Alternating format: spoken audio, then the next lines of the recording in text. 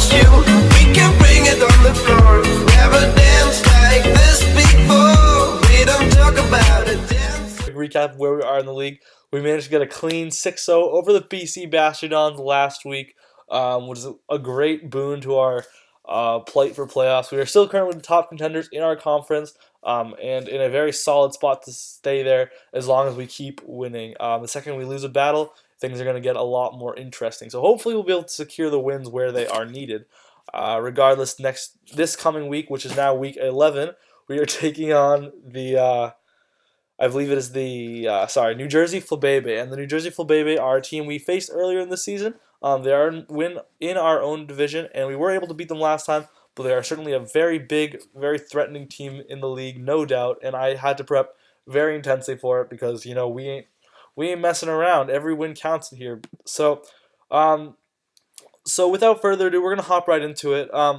Actually, if we do a quick recap of the team I brought last time. I did bring a lot of things that I really liked, but the thing is, I really need to change up my plans second time around.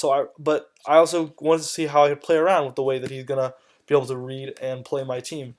So I am bringing some similar things, some different things. Some things didn't even need to be brought out during the battle, and so I'm gonna be hoping to get some action with those in this battle. So last time this was the team we brought, and Yakberry and Garchomp ended up being largely useless. Manaphy's Light Screen, Stealth Rock, Toxic, Light Screen, Reflect ended up being not super useful, I feel like, along with Alamol and Metacham not really seeing much action. Regardless, today we are coming back to you with another team. This team is hopefully going to be able to achieve a second victory and keep us in that top playoff spot. We are going to be bringing Offensive Uxie this week. Offensive Uxie is a Pokemon I've been always kind of contemplating bringing because it does have some good move pool options, some boosting moves that might work, and the bulk to set up, and a good speed tier. Unfortunately, it does have very lackluster offenses, so we're going to see what we can do about that. But I am thinking that this is a team that I can match up against very well as far as my typing goes. Dazzling Gleam, Shadow Ball, Psyshock hits a lot of this team super effectively. And the only thing that really stops Uxie from setting up efficiently, I want to say, is going to be Absol. So I am running the Colbur Berry, and the Colbur Berry should allow me to stomach one Dark-type hit and smack it around with the Dazzling Gleam. And so I am running max speed, max HP with an attack of reducing nature. This should give me the ability to maximize my bulk and take some hits to let Uxie set up, and the speed to really secure some outspeed on Pokemon such as speed tying Roserade, outspeeding things like Landorus T, so on and so forth. Also things like Gardevoir before the Mega Evolution. Regardless, these are things that I want to really outspeed, and I'm really hoping that this is going to be Uxie's first chance to get a kill in the CSL, because it has been a super useful Pokemon thus far, but it has been basically kind of taking all the deaths that our team ended up taking. And so with that in mind, I'm really hoping that it's going to be able to accomplish something or other in this particular battle. Hoping for the best. Moving on, we've got Choice Banded Garchomp. Moving away from the concept of Banchomp, from Yakberry Chomp, we are moving on to Banchomp. Max Speed Garchomp is able to outspeed basically every single Pokemon on this team with a lot of efficiency. So, and also take hits from the things that it can't outspeed. I think Archeops is the only one that comes to mind. Earthquake, Dragon Claw, Stealth Rock, Stone Edge achieves phenomenal coverage. But Stealth Rock, that might be very interesting to you guys. But I think what might be cool is if I lead with Garchomp, I can fake out a tank set by clicking Stealth Rocks, and so make him a little more wary from there. So I'm excited to see what I can fake him out with there. Banchomp does achieve ridiculous power, so he won't be able to stomach any hits. If I can remove Mega Gardevoir from play, Dragon Claw just achieves perfect neutral coverage. Stone Edge hit and Earthquake achieve that perfect Edge-Quake combination to hit everything except Bronzong on this team. This team is lucky enough to have Levitate Bronzong. So hopefully that doesn't end up being too much of a problem. Regardless, this Garchomp I'm hoping is going to be able to put in a lot of work, as another big thing that does outspeed is going to be Thundurus with that 1 point of speed. We're bringing Lumberry Manaphy. Last time we battled the New Jersey Flabebe, we saw that their best way of dealing with Manaphy was getting off status on it. But beyond just that, I also noticed that their best way of beating Manaphy in general is by getting status. So as long as I EV this thing to outspeed Roserade, which I believe it does. Yeah, it does. At 319, it can set up a Tail Glow, and Lumberry will be able to allow it to take on, namely Vaporeon, who I feel like is going to want to try to Toxic me. Rindoberry Vaporeon is a very solid answer to this as a Toxic me, and then he might be able to stomach some hits from there. So I am trying to find a way to slow that down, set up another Tail Glow, set up an Energy Ball, get whatever I need to get set up, and then proceed to bop him from there. Regardless, I'm hoping for the best. One thing I'm actually very curious to see is if Manaphy with at +3 can achieve a KO on a physically defensive Vaporeon, which is what he brought last time. Energy Ball at +3 is in fact able to achieve a KO after Stealth Rocks, although I can't really bank on Stealth Rock when it does have leftovers recovery, and I am setting up. I only run this particular calc if it's running Rindoberry, which I feel like is a very viable option on Vaporeon. I actually won't be able to KO a +6 plus Rindoberry. Interesting to know. Definitely something I want us to be wary of in the battle, I think.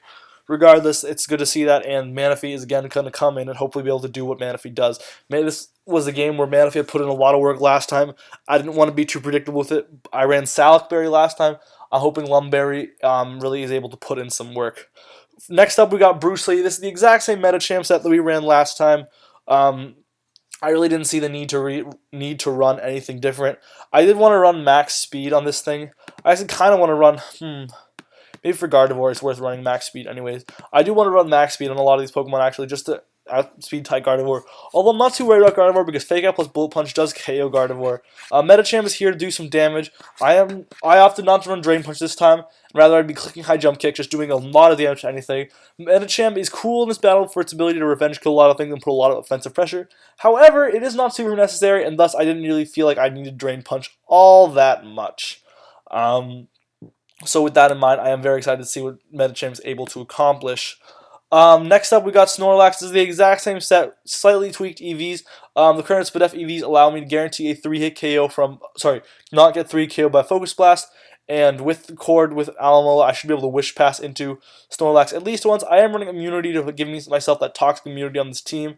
That's always kind of useful and has been clutch in the past. There are no really super prominent Ice types or Fire types beyond bar just Avalugg, I think.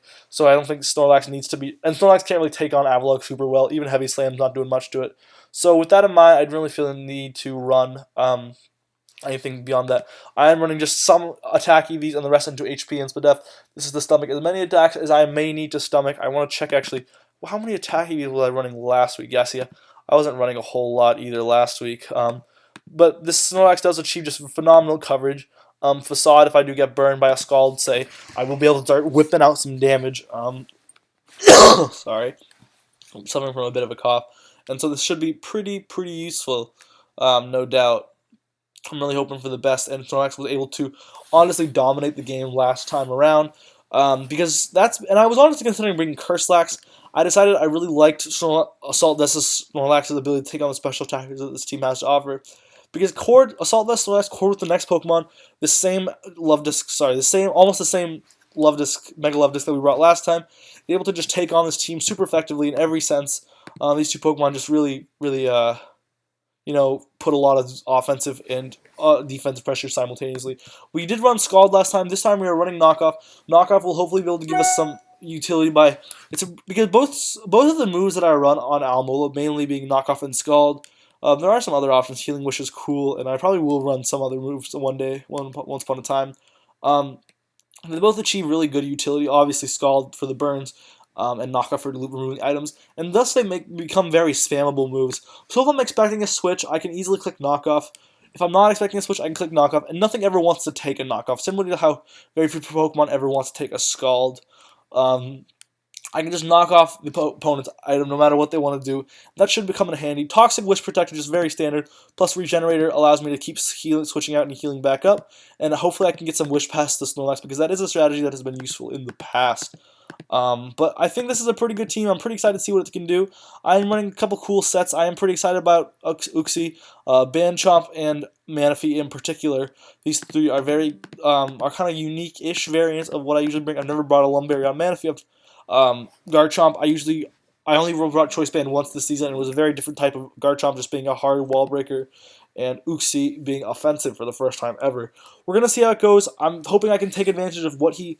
Because this is actually the same lineup I brought last time, each Pokemon being tweaked a little bit except Medicham, and these two especially being tweaked very intensely. I actually don't even know if I brought Garchomp. Oh yeah, I brought Yuckberry Garchomp. So hoping to catch him off guard and see like if he's expecting certain things because I bring the exact same team, and see that he's like kind of fallen for me, expecting that I'm the same thing, that I can take advantage of it and hit him really hard with whatever I want. Regardless, I hope you guys enjoyed this video. Wish me luck for the battle. It should be coming up soon. It will be uploaded the day after this video goes up. But until then, I will see you guys next time. Kraken Nation out. But Manaphy's able to just kind of do its thing. What really this battle came down to was Manaphy was waiting to bring out Manaphy at the right moment, and using my defensive core to whittle down his best answers. I believe he told me he was a Payap